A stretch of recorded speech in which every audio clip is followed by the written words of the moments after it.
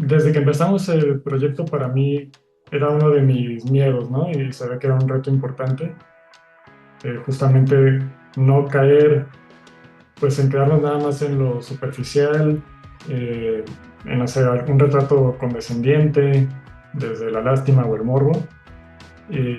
Tanto para mí como para todo mi club, todos mis colaboradores, pues sabíamos que era importante evitar eso, como que de forma parecida a José Luis, también tenía estos prejuicios de cómo es la técnica, en este caso pianística, ¿no? ¿Qué se necesita para tocar? Y David pues tiene un cuerpo que está hecho para, digamos que tiene lo que un pianista debería tener, él no lo tiene, ¿no? No lo tiene diferente. Entonces sí tienes como que romper ese prejuicio y decir, es que se pueden hacer las cosas de otro modo. Amigas y amigos de Cinéfilos en Apuros, ¿cómo están? Yo soy Elia Leonardo. En esta ocasión, mi invitado es el director Ernesto González Díaz, realizador del documental Concierto para otras manos, que ustedes los invito de verdad a echarle un ojo y que nos cuenta la historia diría que de David, pero también de su papá, pero principalmente de David, un joven pianista que nace con el síndrome de Miller, que se le va desarrollando en su cuerpo y empieza a generar una discapacidad, pero él quiere tocar el piano y a final de cuentas lo logra, pero pues no es tan sencillo. Así que Ernesto, te doy la bienvenida.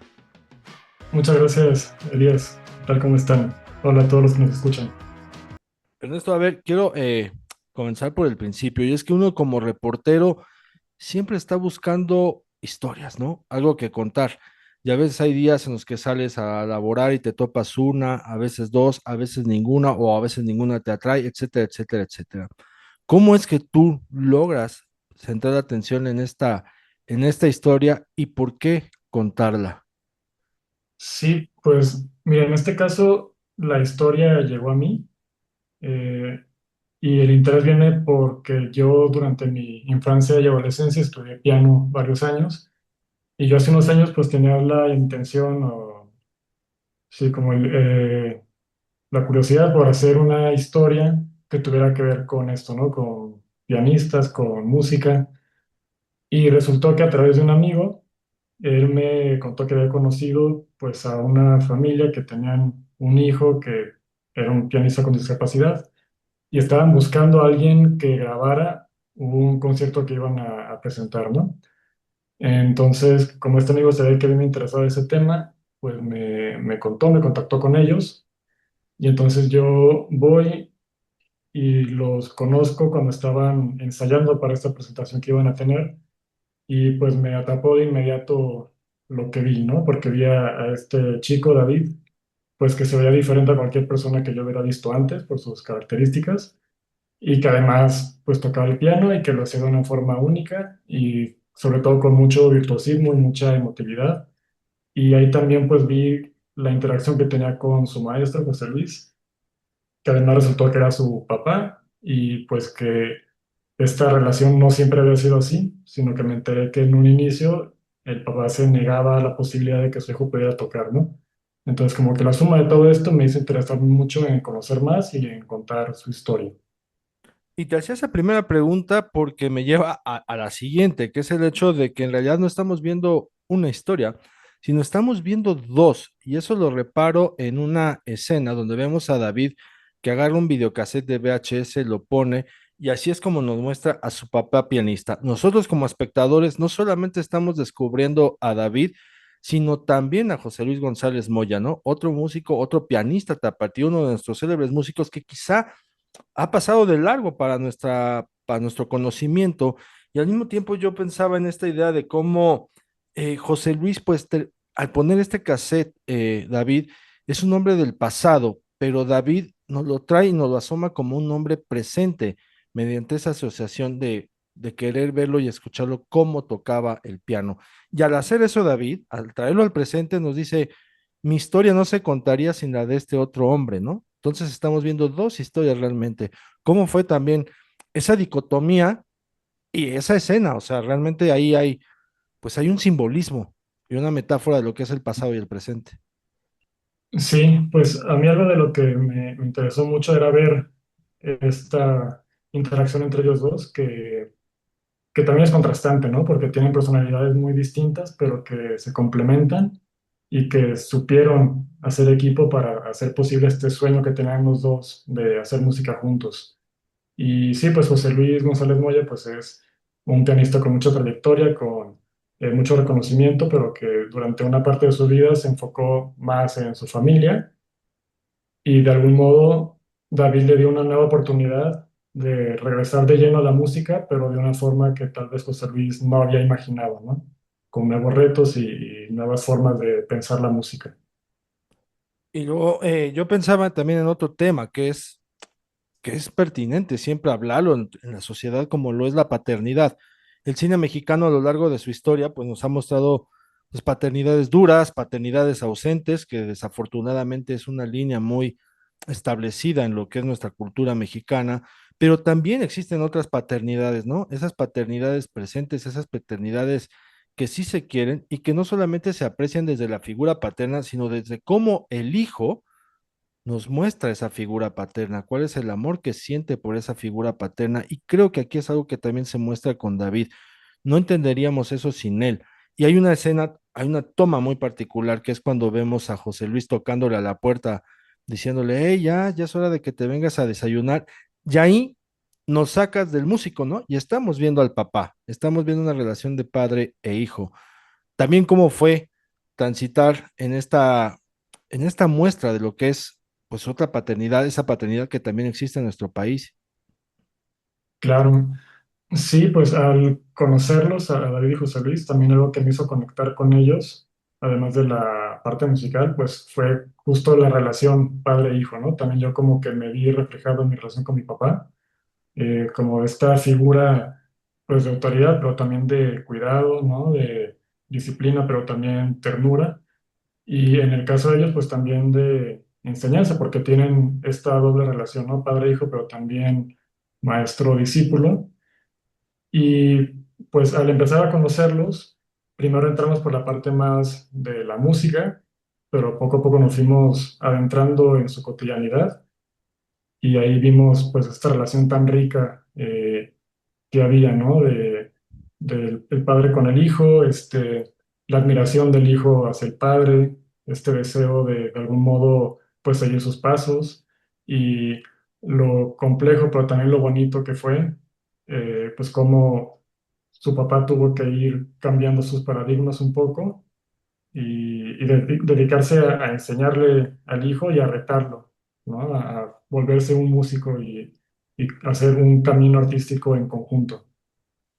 Yo escribía en mi crítica que cuando hay guionistas, realizadores, productores que se encuentran con un personaje con las características de David en Estados Unidos o en producciones hollywoodenses, se estila ir al chantaje, ¿no? O sea, y lo vemos desde tomas muy cerradas para que en el montaje sean secuencias rápidas, una música melosa de fondo, pues en aras de eh, inquietar una emoción que a lo mejor no se requiere desde ese ángulo, desde ese lado. Y acá, tú desde un principio nos estableces, pues que David es un chico normal, es un chico común y corriente, lo cual se reafirma cuando él mismo frente a cámara nos lo está diciendo, ¿no? Y en ese mismo momento, o sea, creo que no va ni 5 minutos cuando ya nosotros como espectadores comprendemos y entendemos que no hay que fijarnos en el quién, sino en cómo va a transitar para cumplir su propósito, que es ser pianista. No estamos cayendo en ese chantaje, ni en esa condescendencia, ni en ver con lástima a David, que eso es muy difícil a veces de lograr en una película cuando también, o sea, cuando una película quiere ser muy genuina desde la dirección, en este caso desde tu persona. ¿Cómo planeaste precisamente eso? Porque pues puede ser una delgada línea en la que tú digas, creo que sí estoy cayendo en esto y a lo mejor estoy vendiendo una idea errónea de lo que es David. Y acá no. O sea, acá realmente estamos viendo como él lo dice, soy una persona más.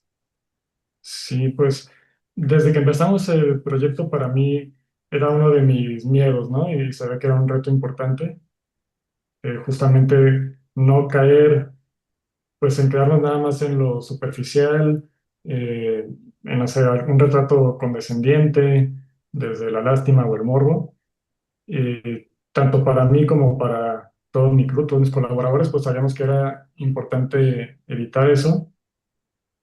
Y pues siempre buscamos pues hacer un retrato cercano y desde el respeto, ¿no? Pero también algo que nos facilitó mucho esto es que el mismo David es consciente de que pues, tiene diferencias, pero también de que eso no determina quién es él, ¿no? O sea, y toda su familia, desde que él estaba muy chiquito, pues tuvo como ese cuidado de reforzar su autoestima, de darle una seguridad personal, ¿no?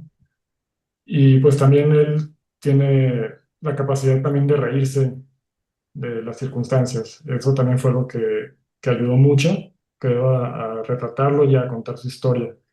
Entonces, pues sí fue algo que con lo que tuvimos cuidado, pero que tampoco se dificultó porque el mismo protagonista pues ya tiene como esta seguridad y también fue muy abierto, muy generoso con nosotros, ¿no? Para permitirnos hacer este retrato con matices y mostrando su complejidad como la de cualquier persona.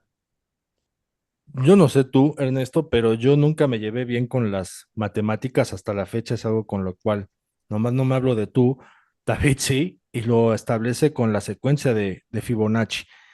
Y hay una voz que es la tuya cuando le preguntas si él es una secuencia de Fibonacci. Pues tú estás ahí, en ese espacio, ¿no? Mirándolo, contemplándolo y presenciando lo que es capaz de hacer en esta mente que él también posee. ¿Cómo, por qué te nace hacerle esa pregunta y cómo es, pues esa apreciación que se tiene ya, no solamente de la persona, sino en este caso del genio musical que te está explicando parte de ese universo que él, pues que él domina ya en su mente para poder ejercitarse como músico? Sí, para mí al hacer este proyecto, pues era muy importante mostrar como la formación de un artista, ¿no? Cómo este músico recurre a su mundo interior, que pues es complejo y rico. Y este fue un momento en el que estábamos grabando con David ahí en un espacio de su casa y estábamos platicando de otras cosas, ¿no? Y de repente él me dice, ah, ¿has conocido o has escuchado sobre la secuencia de Fibonacci? Y digo, ah, no, ¿qué es? Y me empieza a explicar, ¿no? Y empieza a hablar en razón con la música y todo esto. Y empieza a expresar un montón de ideas que me parecieron muy interesantes respecto a cómo el mundo en sí está hecho, ¿no? Y cómo todo sigue un plan y una armonía, y esto lo conecta con la naturaleza, con la música, pero también consigo mismo. Y eso me interesó mucho y fue lo que me llevó a hacer esta pregunta, ¿no? De, oye, y entonces tú, que pues sabemos que eres diferente, también sigues como este patrón de proporciones y demás. Y ahí es donde él mismo, pues, se asume también como parte de esta creación armoniosa. Y el hecho de dejar esa pregunta en el documental fue porque también para mí era importante, pues, mostrar un poco del diálogo que teníamos nosotros con él, ¿no? Que el mismo documental, además de documentar su historia, también documenta el proceso de cómo lo estamos retratando. Oye, y previo a conocer esta historia de David, previo a iniciar ya el rodaje y toda vez, bueno, previo a eso, tú tenías prejuicios y si los tenías, después de que viste terminado el documental y no sé si lo has vuelto a ver, te dices o te cuestionas, creo que sí, o sea, creo que sí tenía yo prejuicio con este tema de lo que puede ser la discapacidad o como solemos decir también una persona diferente. Sí, pues antes de conocerlo a él y de hacer este proyecto, pues no había tenido como mucho contacto con personas con discapacidad, la verdad. Eh, y en un primer momento, cuando conozco a David, pues sí, como que lo primero que sale es ver las diferencias, ¿no? Como que es un primer momento de extrañamiento de decir a esta persona, pues se ve diferente, cómo será tratar con ella. Eh, y pues sobre todo, pues esta parte de lo musical, ¿no? Porque, como mencionaba, pues vengo de una formación musical durante mi infancia, entonces también como que de forma parecida a José Luis también tenía estos prejuicios de cómo es la técnica, en este caso pianística, ¿no? ¿Qué se necesita para tocar? Y David pues tiene un cuerpo que está hecho para, digamos que tiene lo que un pianista debería tener, él no lo tiene, ¿no? No lo tiene diferente. Entonces sí tienes como que romper ese prejuicio y decir, ah, es que se pueden hacer las cosas de otro modo. Y eso creo que es una de las grandes enseñanzas de haber hecho ese proyecto, ¿no? Siempre, saber que siempre puedes pensar las cosas desde otro lado y con lo que tienes a la mano puedes llegar a realizar, pues, cosas que a lo mejor no creías que eran posibles. Y finalmente en esto de explorar a nuestra música y a nuestros músicos, en 2022 vi el documental Un lugar llamado Música de Enrique Rizzo, Ah, que sí. nos muestra a un pianista de la comunidad ujárica, ¿no? De que entabla también una amistad con Philip Glass y a pesar de que no hablan el mismo idioma, logran, ¿no? Logran conectarse para poder tocar juntos. Y ahora estamos viendo también un concierto para otras manos que nos asoma a ese pianista como José Luis, nos asoma a otro pianista como lo es David, y dice uno, pues, ¿cuántos talentos más no hay en todo el país tocando distintos instrumentos y cada uno con su respectiva historia y cada uno con sus propias adversidades, ¿no? Y a final de cuentas la música es, pues, un idioma, un lenguaje en sí, para que estas personas se encuentren y coincidan. En este caso, David lo tenía en casa. Tú, para ti como director, ¿cómo es también esta parte de la exploración de la música en México y los músicos? Sí, pues me parece muy bonito que menciones esta otra película, Un lugar llamado Música, porque sí creo que llegó a mostrar una parte de lo que se hace artísticamente en México que a lo mejor no se muestra tanto, porque ciertamente pues somos un país con una gran riqueza y diversidad cultural y artística, ¿no? Y hablando de la música, pues es muy diversa, hay muchos tipos de música que se hace y que siempre es una parte importante, pues creo que de la vida y de expresarnos, ¿no? Como, pues como individuos. Y en este caso, pues a mí me interesaba mucho la parte musical en un primer momento, pero pues sobre todo descubrir la riqueza de quién está detrás de estas piezas, ¿no? Así como mostrar pues la complejidad de los músicos, pero también al mismo tiempo su cotidianidad y que a fin de cuentas pues son personas que le batallan pues como todos en este país, ¿no? Pero que tienen pues esta capacidad de expresarse a través de los sonidos. Algo que me gustó mucho al estar con ellos es que ellos entienden la música como que es algo que ya existe en el mundo, en la naturaleza, y entonces el trabajo de ellos consiste en ser capaces de captar estos sonidos y transformarlos en piezas musicales para compartirlas con el resto de las personas.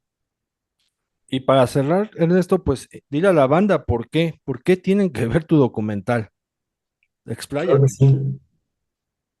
Bueno, Concierto para otras manos es un documental sobre la paternidad, sobre la ternura, la expresión personal a través del arte. Es un proyecto que trabajamos durante 5 años, pues con mucho cariño, con mucho esfuerzo y que hasta ahora todas las personas que la han visto pues conectan de forma muy cercana con la historia, con los protagonistas, ¿no? Entonces, pues los invitamos a que vean nuestra película, que ya este 10 de julio se estrena en salas en Cineteca, Cinemex y salas independientes en diferentes ciudades del país. Perfecto, Ernesto, pues muchísimas gracias por venir a Cinéfilos en Apuros. Natalia, muchas gracias por la invitación. Amigas, amigos, ya escucharon, yo también los conmino a verla y los motivos sobran.